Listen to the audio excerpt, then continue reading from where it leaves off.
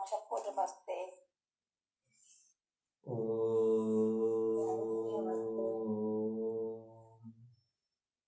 सहनावतु सहनो भुनक्तु सह वीर्यं करवावहै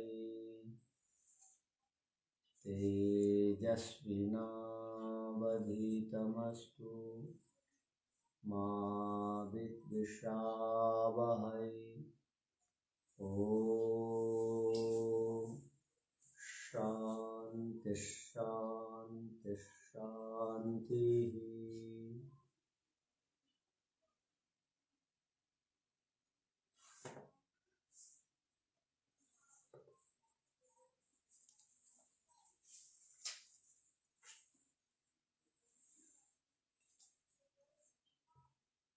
सांख्य दर्शन के चतुर्थ अध्याय के 29वें सूत्र से पढ़ेंगे।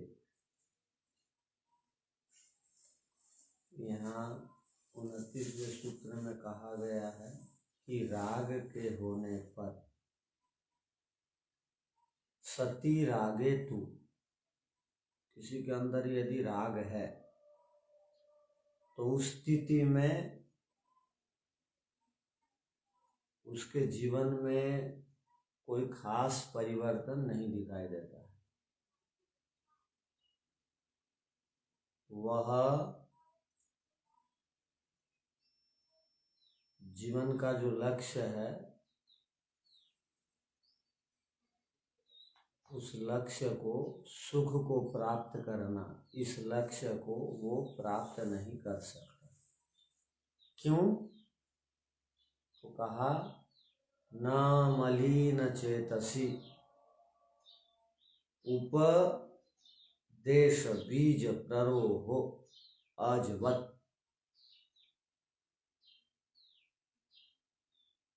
मन यदि मैल है, अर्थात मन में मैल है,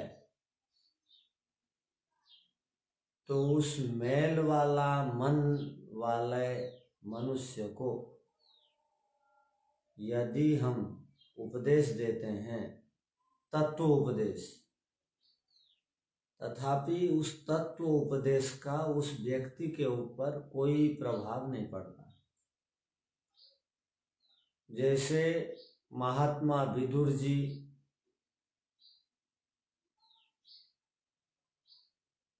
धृतराष्ट्र उस समय के चक्रवर्ती सम्राट थे, बुद्धिमान थे, नीतिवान थे, अनेक विशेषणों से, विशेषताओं से युक्त थे, किंतु पुत्र मोह के कारण मन उनका कलुषित हो गया था। तो उस समय के सबसे बड़े जो विद्वान पंडित थे, माने हुए विद्वान पंडित, वो महात्मा विदुर जी थे। महात्मा विदुर जी के बताने पर भी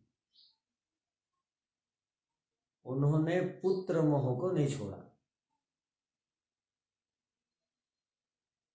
वैसे ही रावण को उनकी पत्नी, उनके भाई, उस समय के लोग सब समझाए। जिस रावण को कहा जाता है 10 शास्त्रों में प्रवीण विद्वान, उसके मन में भी कोई परिवर्तन नहीं हुआ, उपदेश का प्रभाव नहीं पड़ा। क्योंकि बंजर भूमि में कितना भी बढ़िया बीज डाल दीजिए, खाद पानी डालिए, ठीक समय डालिए, बहुत बढ़िया ढंग से वहां पर जोताई करिए, तथापि वो बीज फलप्रभ नहीं होता, फलप्रसू नहीं होता। वैसे ही जो बाहर से तो दिखता है हट्टा कट्टा सुंदर, पढ़ा लिखा, डिग्रीधारी, किंतु अंदर से यदि अशुद्ध है, रजोगुण तमोगुण से प्रभावित है, मोह से युक्त है, अविद्या से युक्त है, राग से युक्त है, सांसारिक पदार्थों को सब कुछ समझता है, सांसारिक पदार्थों में सुख देखता है, उठते बैठते समय संसार की चिंता करता है, सबसे प्रियतम पदार्थ उसको संसार और सांसारिक व्यक्ति हैं, तो उसको ईश्वर और आस्तिकता और नीति की बातें और धर्म की बातें और दर्शन की बातें और ध्यान की बातें अच्छी न लगती, उसके अंदर घुसती नहीं।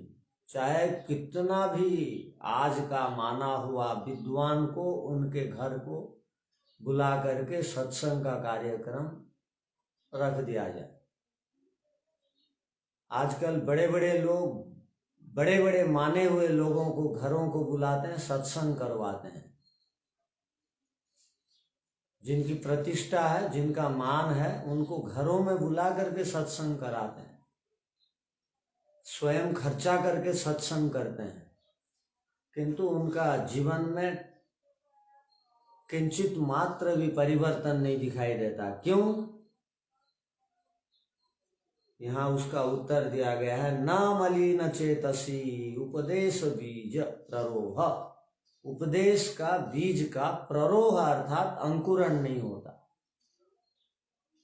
अर्थात उपदेश बीज अर्थात जो उपदेश सुना जाता है वो मन के अंदर वो पेड़ बनने का सामर्थ्य रहता है। उपदेश का पेड़ के समान उपकार करने वाला होता है उपदेश। वो बीज अंकुरण होकर के वृक्ष का रूप धारण करता है, अनेकों को उस वृक्ष के छाया तले अर्थात अनेकों को उस उपदेश से लाभ भी मिलता है, स्वयं का भी लाभ होना चाहिए। स्वयं का भी लाभ होता ही है जो उपदेश के बीज को अपने अंदर स्थापित करते हैं। आप लोगों ने विप्र शब्द सुना है? ब्राह्मण क्षत्रिय वैश्य के लिए विप्र कहा जाता है। तो विप्र भी वही होता है जिसके मस्तिष्क में धर्म की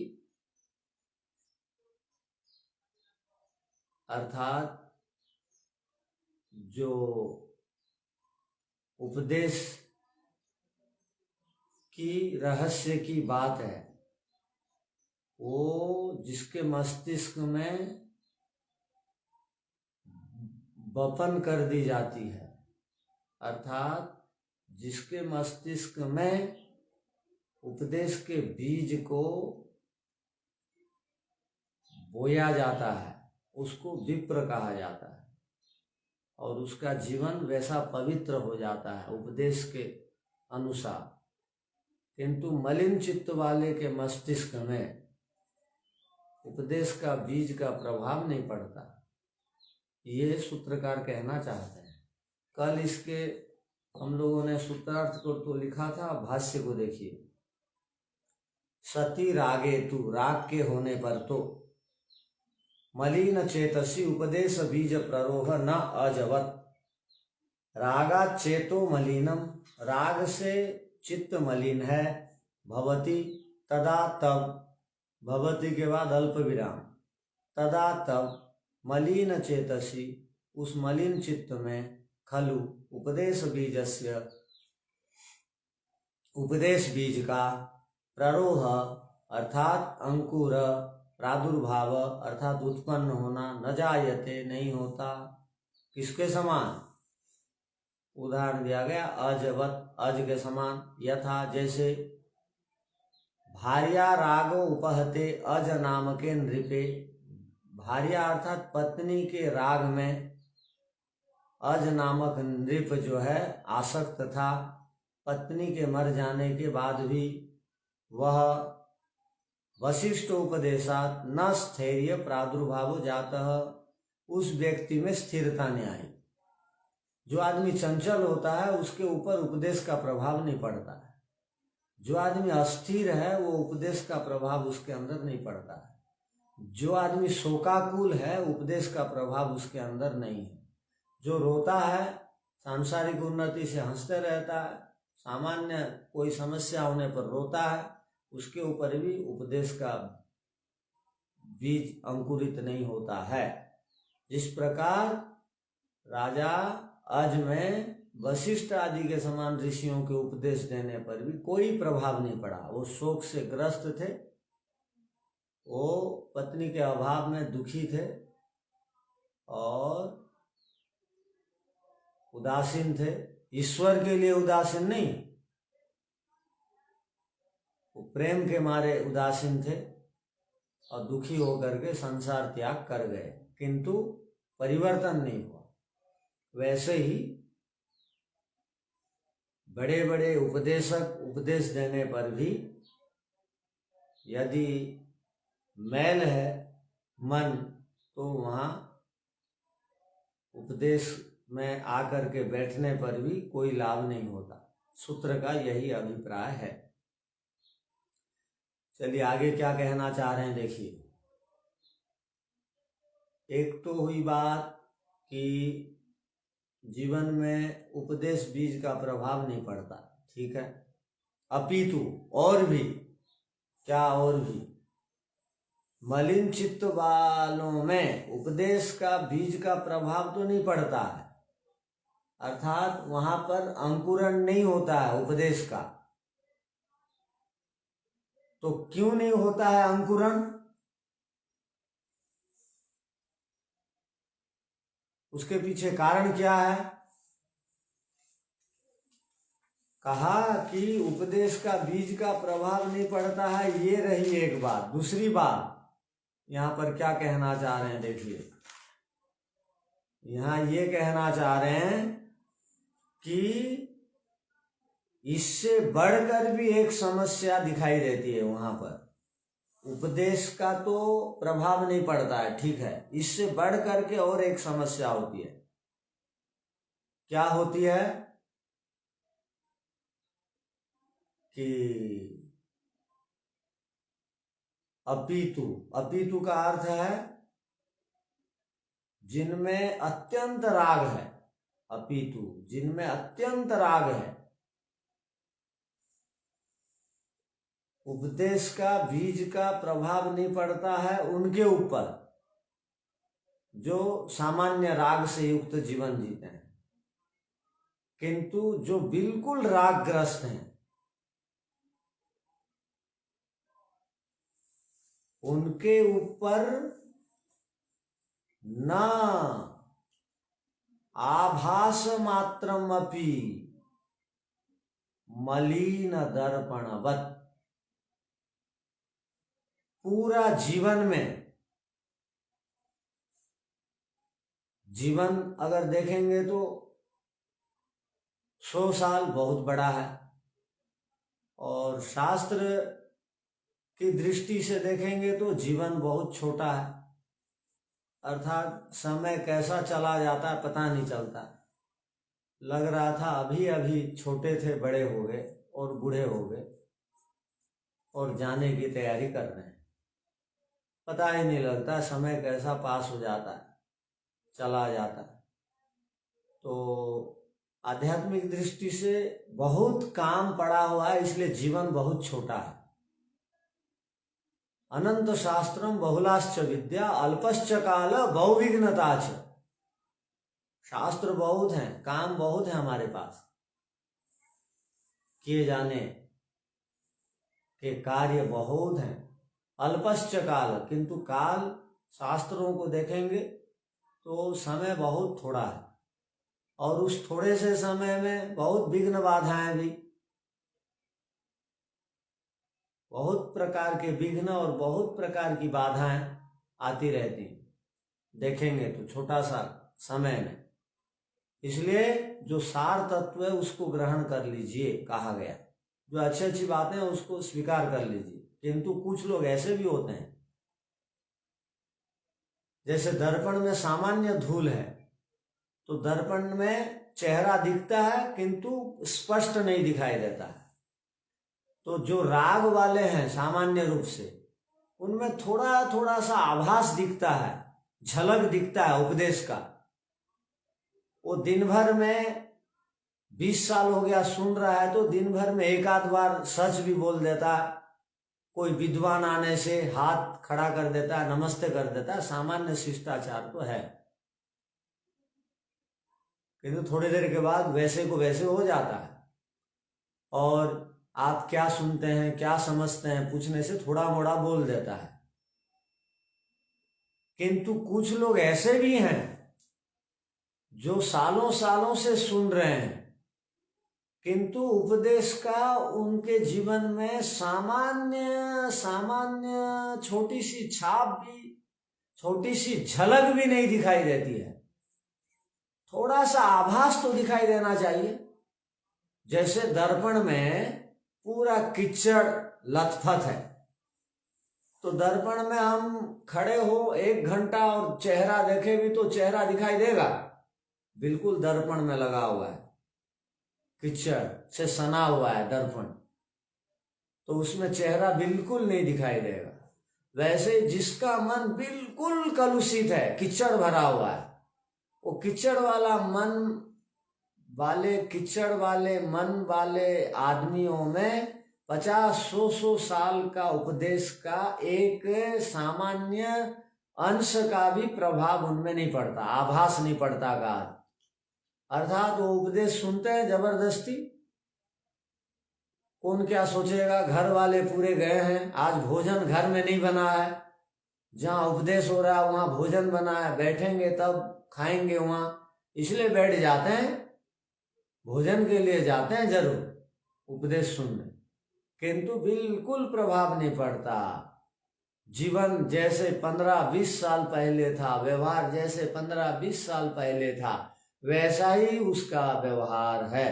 तो समझना चाहिए इसमें उपदेश की बिल्कुल 1% छाप भी नहीं पड़ी।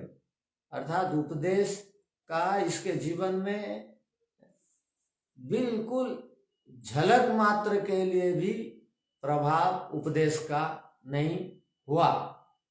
अर्थात वो 20 साल पहले जैसा था वैसा ही उसका जीवन, वैसे ही उसका आचरण, वैसी उसकी बोली, वैसा ही उसका उठना, वैसा ही उसका बैठना, वैसा ही उसका खाना। तो इसका अर्थ है कि कुछ लोग ऐसे भी हैं दुनिया में जिनको सुनाने पर वे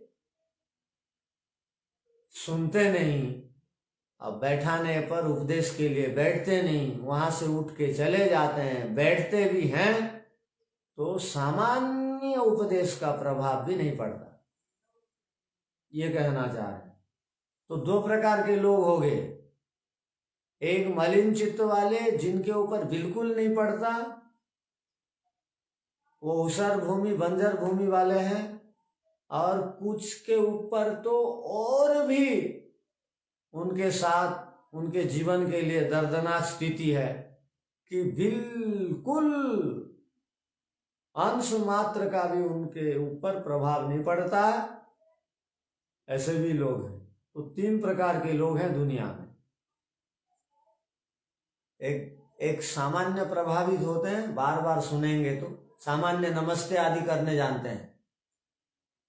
आप लोग देखेंगे घरों में ही बहुत प्रकार के लोग रहते हैं।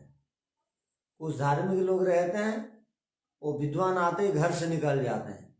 कुछ चंचल और विकारग्रस्त लोग रहते हैं, मानसिक दृष्टि से, शारीरिक दृष्टि से हृष्ट पृष्ठ, वो निकलते ही नहीं है, सुनने को भी नाराज रहते हैं।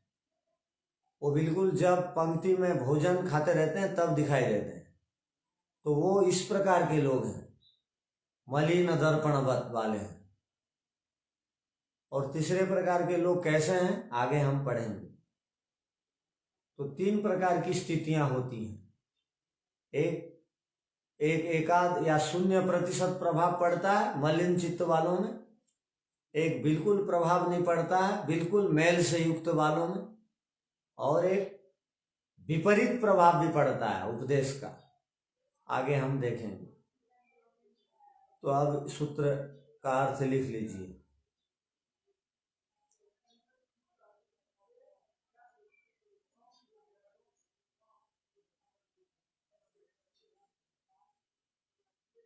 अत्यधिक राग से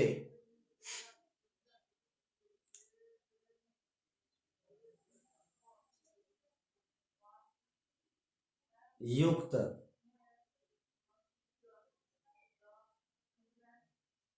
मलिन मन वाले,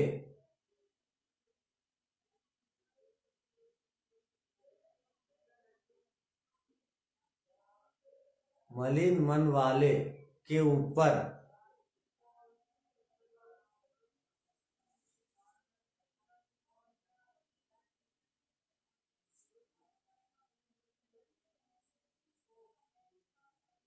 बिल्कुल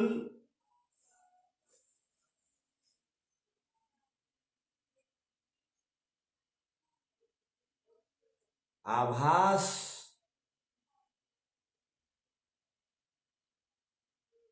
अर्थात अंश मात्र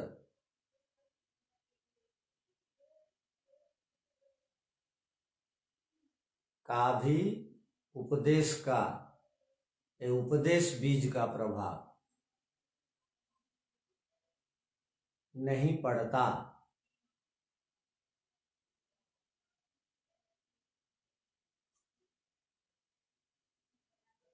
अर्थात पिछले सूत्र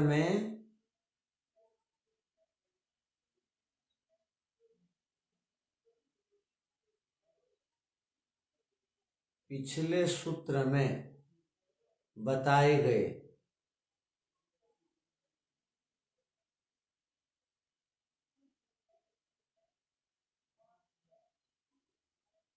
विषय से भी और गंभीर स्थिति, अल्प विराम और बदतर स्थिति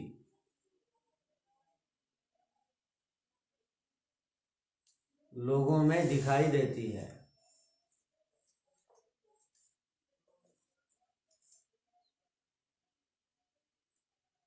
जैसे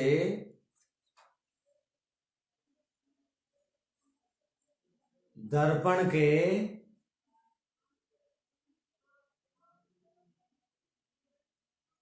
अत्यधिक मलिन हो जाने पर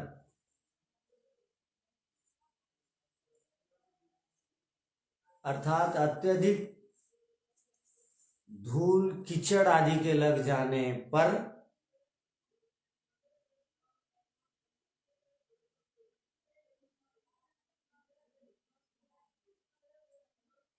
उस दर्पण में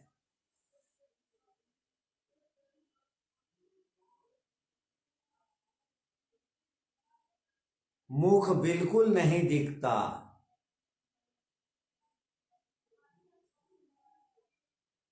चेहरा बिल्कुल नहीं दिखता, पूर्ण विराम।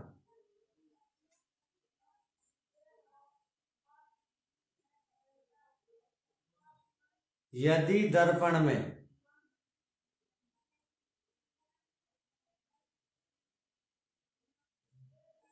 थोड़ी मात्रा में धूल या मिट्टी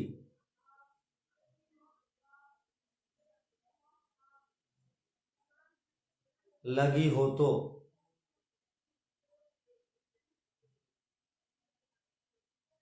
चेहरा थोड़ा सा दिख जाता है,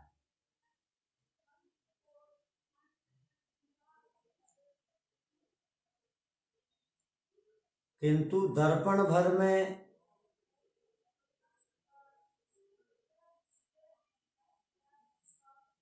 पूरी तरह मिट्टी लगी हो तो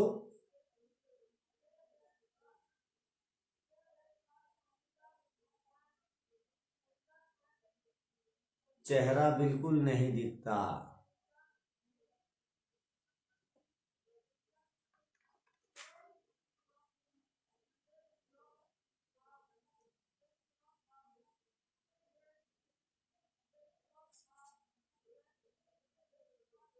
अर्थात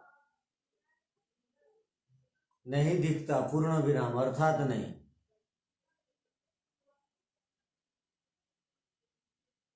कुछ मलिन चित्त वाले होते हैं,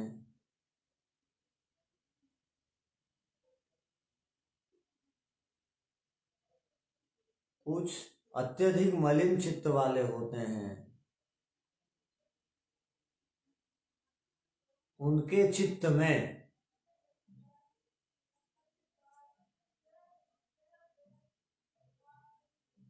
उपदेश का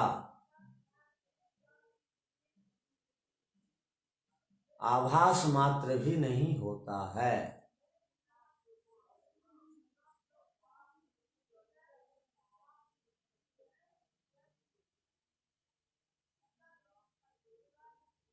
आभास अर्थात थोड़ी सी झलक तो दिखे,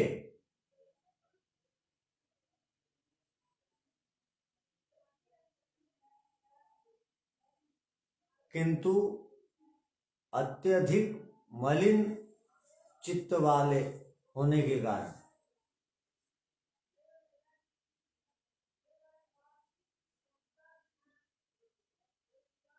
उनमें थोड़ी सी झलक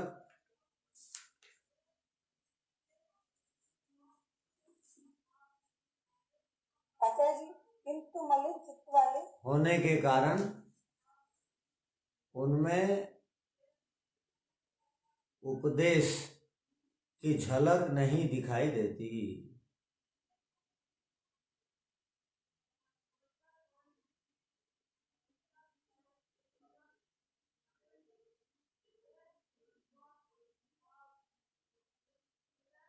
अर्थात उनमें उपदेश का अंकुरण छोड़ दीजिए।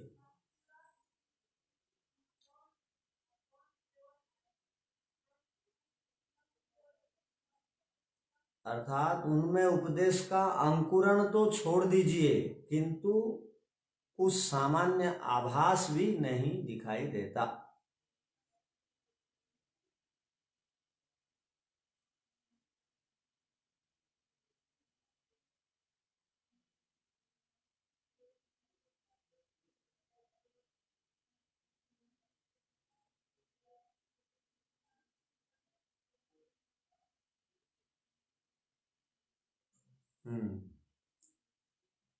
अब देखिए भाष्य को, अपितु न आभास मात्रम अपि मलिन दर्पणवत् राग लिप्त चेतसी, राग से युक्त चित्त में तु उपदेशस्य आभास मात्रमपि न भवति, उपदेश का आभास मात्र भी नहीं रहता। मलिन दर्पणवत्, मलिन दर्पण के समान।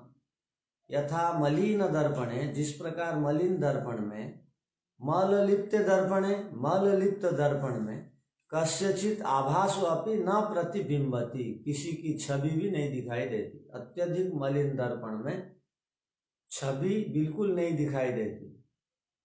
तो इस प्रकार के लोग आपको गांव गांव घर घर में मिलेंगे। इस प्रकार के लोग भी कैसे, सब लोगों की इच्छा रहती है, क्या की इच्छा रहती है कि हम पढ़ें लिखें, बड़े मनुष्य बने, सम्माननीय स्थान को प्राप्त होवे। सबकी इच्छा ये रहती है। किसकी इच्छा नहीं रहती है? बड़े आदमी बनने की इच्छा किसकी नहीं होती? सबकी होती है। सब बड़ा बनना चाहते हैं, किंतु बड़े बनने के लिए बड़ा त्याग, बड़ा तप करना पड़ता है, और बड़ा बनने के लिए बहुत कुछ छोड़ना पड़ता है, घर बार मोह आदि। किंतु कई बार कई बच्चे महापुरुषों के समान बड़ा तो बनना चाहते हैं, किंतु त्याग नहीं करते हैं। त्याग नहीं करते हैं तो वो बड़े बनने से चूक जाते हैं। वैसे ही बहुत सारे माता पिता हैं, बच्चों को राम और श्री कृष्ण जैसा बनाना तो चाहते हैं, किंतु उनको त्याग तप सिखाते नहीं। वो त्याग तप करने से ये कष्ट अनुभव करते हैं माता पिता। तो वो माता पिता के मोह के कारण बच्चे बड़े बनने से चूक जाते हैं। अर्थात सबकी इच्छा रहती है बड़ा बनेंगे, त्यागी तपस्वी बनेंगे, आदर्श स्थापित करेंगे, किंतु वो बेचारे वहीं को वहीं रह जाते हैं। क्यों? क्योंकि उनको क्या यह पता नहीं कि त्याग तप करेंगे तो बड़ा बनेंगे, मोह छोड़ेंगे तो हम प्रतिष्ठित होंगे, सम्मानित होंगे, पता है, किंतु मोह के कारण वो उनसे वो काम करवाना नहीं चाहते और स्वयं मोह के कारण उनको छोड़ना नहीं चाहते।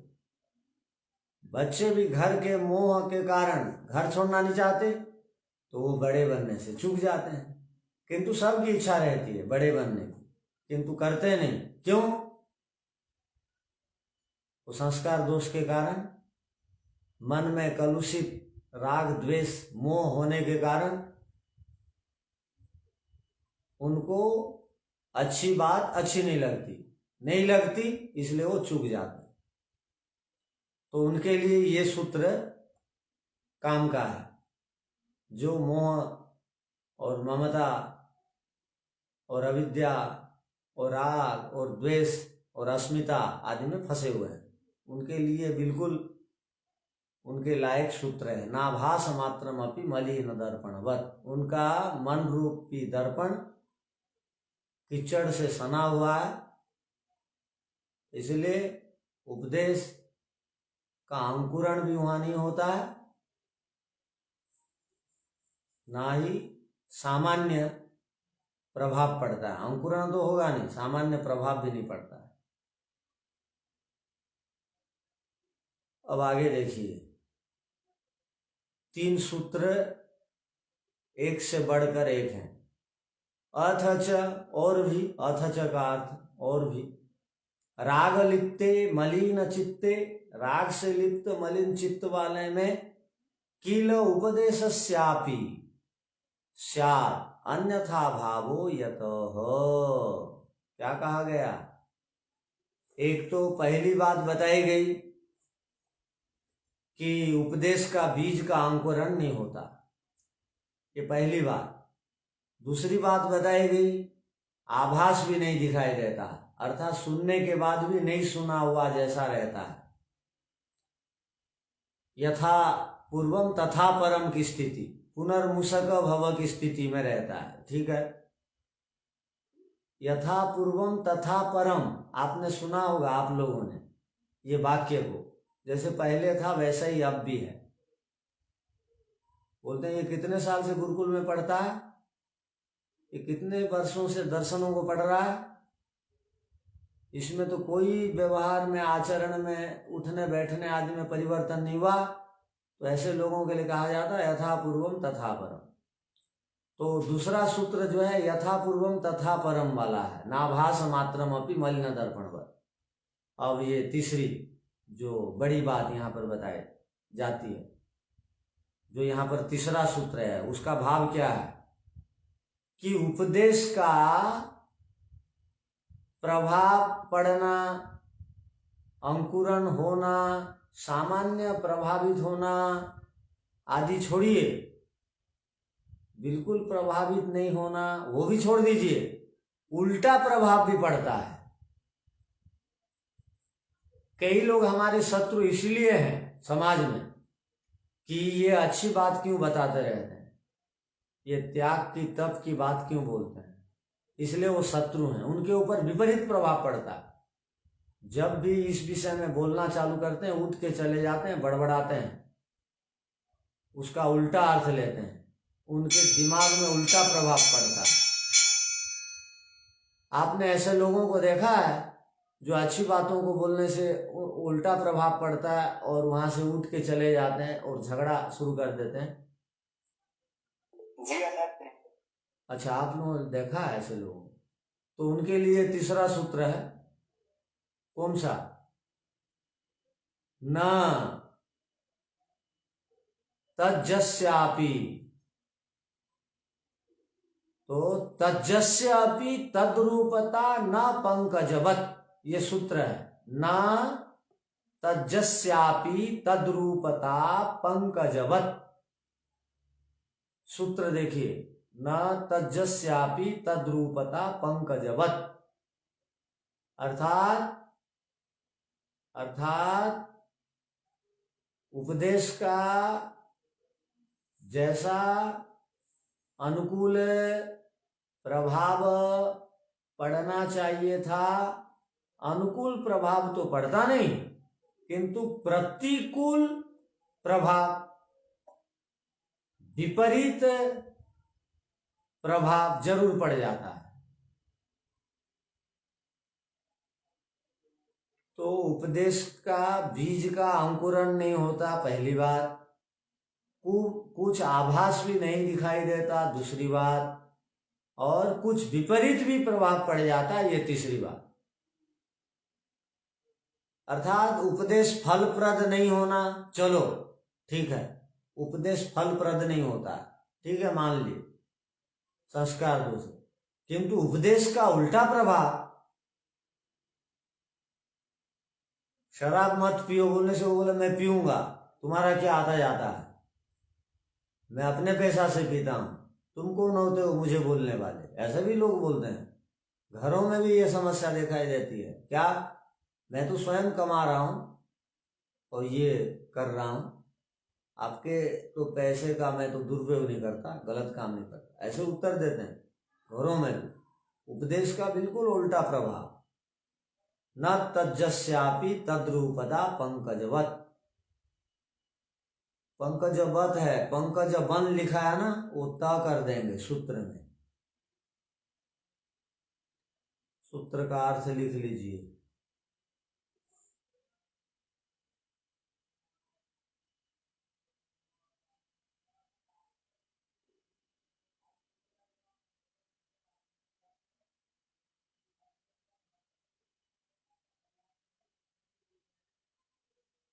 राग युक्त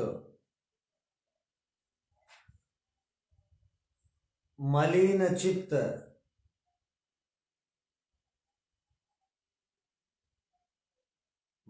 चित्त वालों में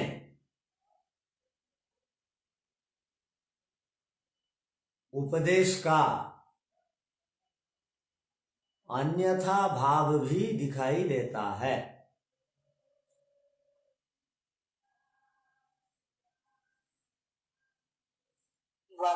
आचार्य जी दोबारा बोलिए। अन्यथा भाव भी दिखाई देता है, उपदेश का अन्यथा भाव भी दिखाई देता है। अब लिखिए पुस्तक बंद करके।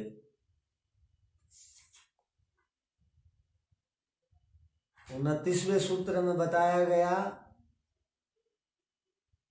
कि उपदेश बीज का अंकुरण नहीं होता।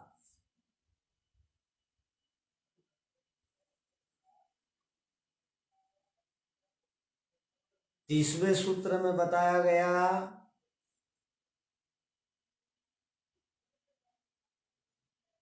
कि उपदेश का कुछ आभास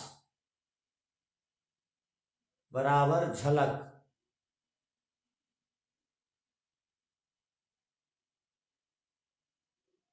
भी नहीं पड़ता, नहीं होता। अब इस 31वें सूत्र में बताया जाता है कि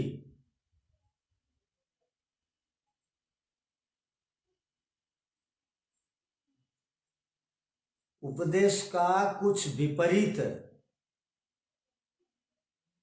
प्रभाव पड़ता है।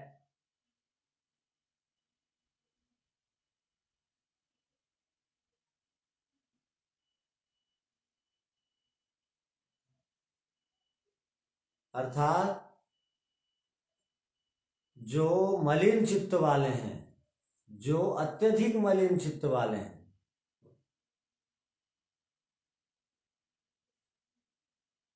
उनके ऊपर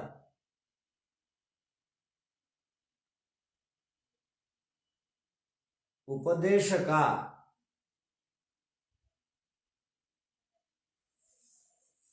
उल्टा परिणाम भी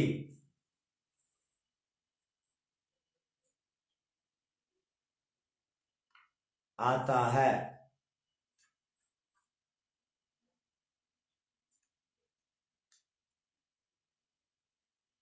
उल्टा परिणाम किस प्रकार आता है,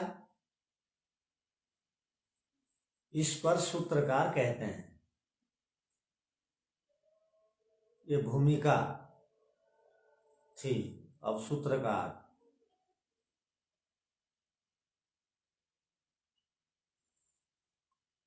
यदि किसी कीचड़ में आपने बीज को डाल दिया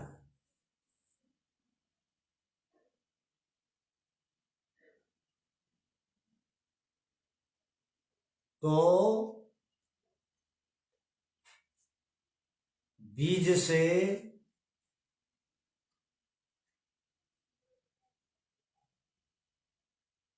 अंकुर निकलना दूर की बात है,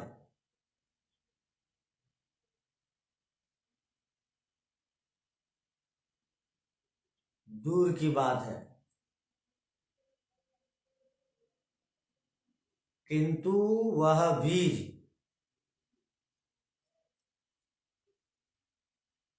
किंतु वह कीचड़ में डाला गया बीज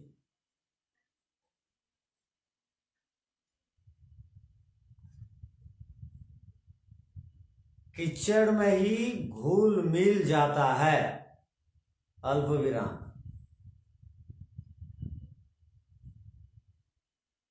खत्म हो जाता है।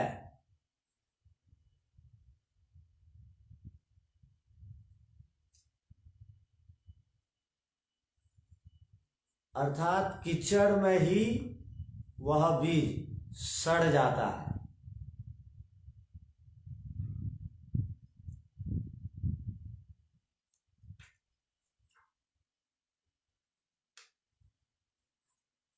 यदि मान लीजिए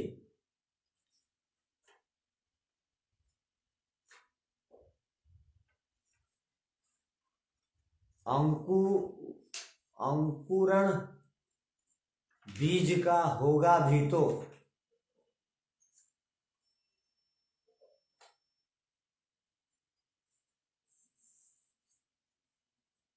उस अंकुरण से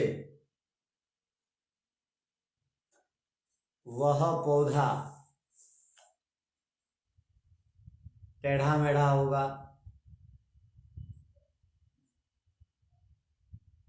छोटा होगा,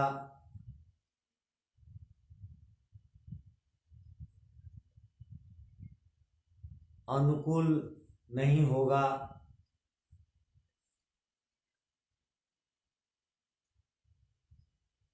फल फूल वाला भी नहीं होगा।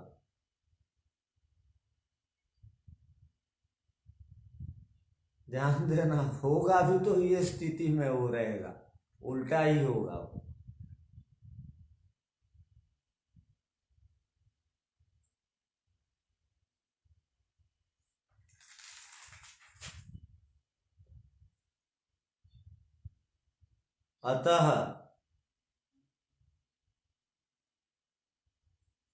अतः सूत्रकार कहते हैं कि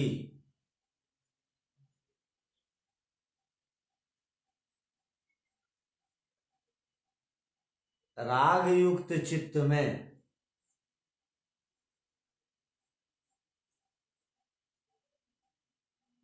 यदि उत्तम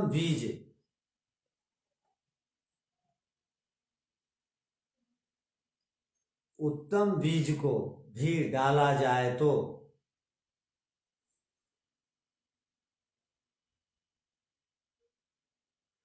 संभावना है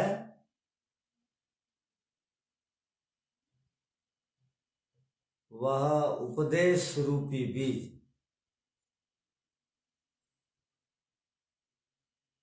वास्तव में जिस प्रकार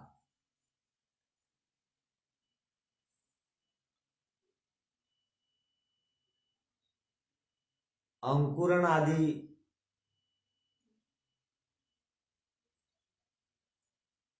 वास्तव में बीज से जिस प्रकार, ऐसा लिखिए, वास्तव में बीज से जिस प्रकार अंकुरण आदि होना चाहिए वैसा नहीं हो पाता है। क्या? जैसा होना चाहिए वैसा नहीं हो पाता है, कुछ और ही अलग ढंग से हो जाता है।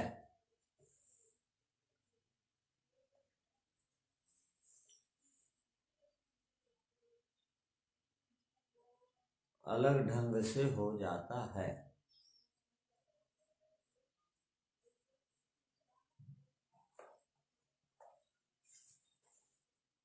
तो ये जो 3 मनुष्यों में स्तर हैं, वो स्तरों को जान लेने से हम यदि 3 में से कोई एक स्तर वाले हैं तो हम सुधर जाएं, या दूसरे उन स्तरों वाले लोगों को देखते हैं तो उनसे दूर रहें, बच के रहें, या मधुरता से समझाएं, नहीं मानने पर उदासीन और उपेक्षा भाव रखें। ठीक है, इस पर और विचार करेंगे। ओम शांति शांति शांति। सबको सादर नमस्ते।